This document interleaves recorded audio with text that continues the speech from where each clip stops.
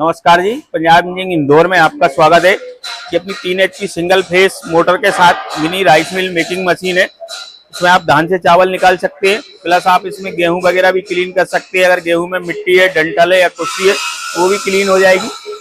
यहाँ से मटेरियल डालना होगा, यहाँ से इसका फाइनल मटेरियल निकलेगा। यहाँ पर ब्लूबल लगाया गया है, कचरा डस्ट जो भी होगा सारा यहाँ से निकल जाएगा। एक जाली इसके साथ में लगी हुई है, एक एक्स्ट्रा साथ में आएगी। ये टूल किट साथ में आएगा। चालू करो सर।